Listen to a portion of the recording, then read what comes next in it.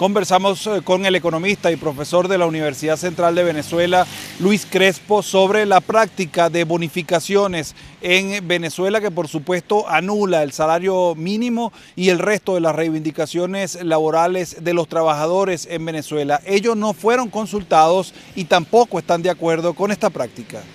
Bueno, lo que es cierto es que el anuncio que realizó la presidenta encargada el 30 de abril significa el 39% de la canasta alimentaria y eso describe la situación de precariedad en la que se encuentran las familias venezolanas que están nuevamente buscando estrategias de supervivencia para hacer rendir los pocos recursos que recibe. La precariedad se expresa en la insatisfacción de necesidades, en que tú no puedas consumir alimentos, puedas cumplir con garantizar la satisfacción de necesidades como salud, educación, transporte y de acceso. Es real, los niveles de pobreza en el país superan el 75%, esa es la pobreza por la vía de ingreso, la pobreza multidimensional, que es la que mide la pobreza de acceso a salud, educación y otras necesidades, supera el 50%. Y bueno, la brecha, como describía, entre la cesta alimentaria, ni siquiera me atrevo a hacer la comparación con la cesta básica, es significativa. Esos anuncios que se han realizado al país realmente no cubrieron las expectativas, más en un escenario donde la inflación continúa galopando. El Banco Central, el presidente del Banco Central hablaba de una desaceleración y es bueno describirle al país de que aunque hubo una desaceleración entre marzo y abril, eso no significa que los precios están disminuyendo. Lo que significa es que la velocidad de aumento disminuyó, pero la magnitud de 3 cifras es significativo. Entonces, creo que el país... Vamos a estar en hiperinflación. Todavía nos encontramos en un escenario de emergencia humanitaria compleja con niveles de inflación que coloca a la hiper en la esquina. Sin embargo, bueno, esperamos que con base a las nuevas relaciones comerciales, al acceso a nuevos flujos de finanzas internacional, puedan definir una política antiinflacionaria que detenga la agresividad del fenómeno que está erosionando las condiciones de vida del venezolano. Con todo esto que usted describe y ayer veíamos una intervención de Delcy Rodríguez diciendo que ella va a tomar unos fondos del Fondo Monetario Internacional para terminar una serie de viviendas, una serie de proyectos de vivienda que estaban inconclusos. ¿Ese debería ser la prioridad en este momento del país? Creo que los 4.900 millones de derechos especiales de giro que va a tener el país acceso en los próximos días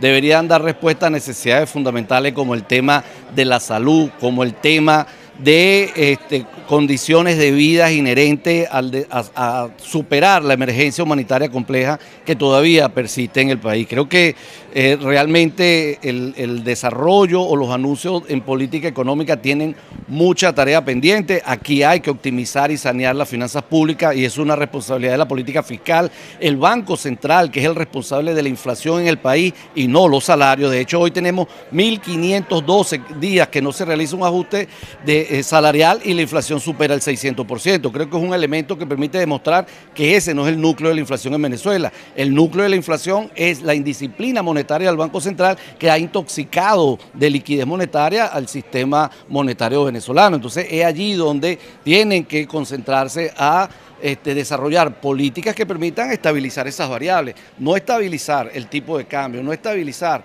la inflación y no dar respuesta a las necesidades básicas de la familia, o coloca en una situación precaria a los venezolanos. Ese dinero debería ir al Banco Central de Venezuela, por ejemplo. Ese dinero debería responder problemas de educación, de salud y de infraestructura del país. Profe, hablando de esas prioridades, llamó la atención en el marco del 30 de abril, el 1 de mayo, que ellos siguen destinando recursos del Estado, por ejemplo, para eventos como megaconciertos, en donde además no hubo buena receptividad, ¿no? Y se hace justamente en el marco de este anuncio de política de bonificación, pues que fue mal recibido por los venezolanos, ¿no? ¿Cómo interpretar esto del uso de los recursos del Estado en otras cosas que de verdad no fue al menos al salario, que era lo que esperaban los venezolanos? No, creo que ese ejemplo de lo ocurrido el 1 de mayo pone en contexto lo que en particular he descrito, la necesidad de optimizar y sanear las finanzas públicas, porque el gasto oneroso de la burocracia del Estado venezolano deja mucho que desear.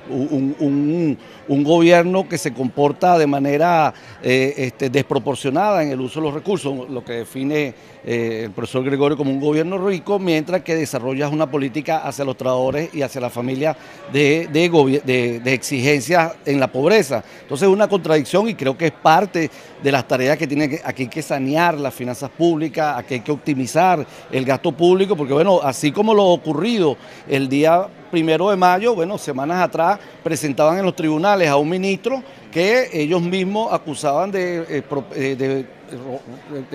robarse 23.000 millones de dólares en el 2024, donde decían que no había recursos para asumir los compromisos laborales del país. Entonces creo que optimizar y sanear las finanzas públicas es una tarea fundamental en este país si se pretende encauzar a la recuperación del mismo.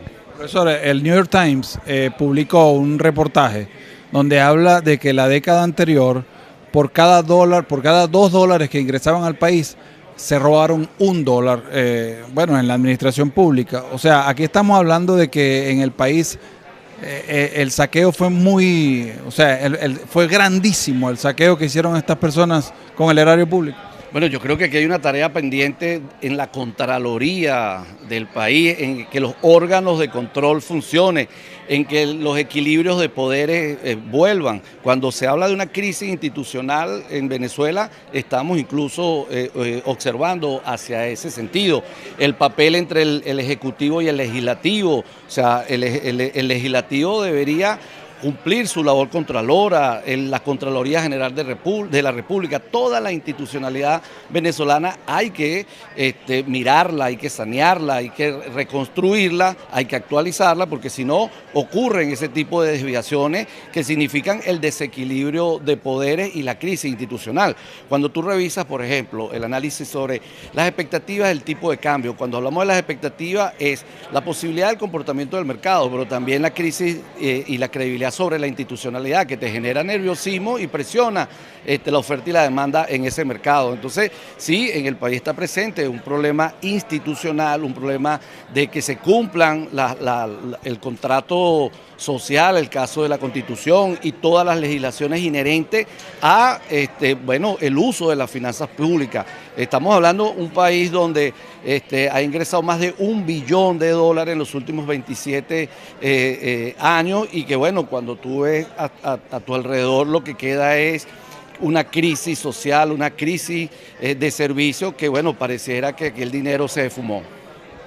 En la Universidad Central de Venezuela creen que existen los fondos para el debido aumento de salario como está establecido en la Constitución de acuerdo a la inflación que tiene el país para el momento de ser tomado en cuenta los cálculos para el respectivo aumento del salario mínimo.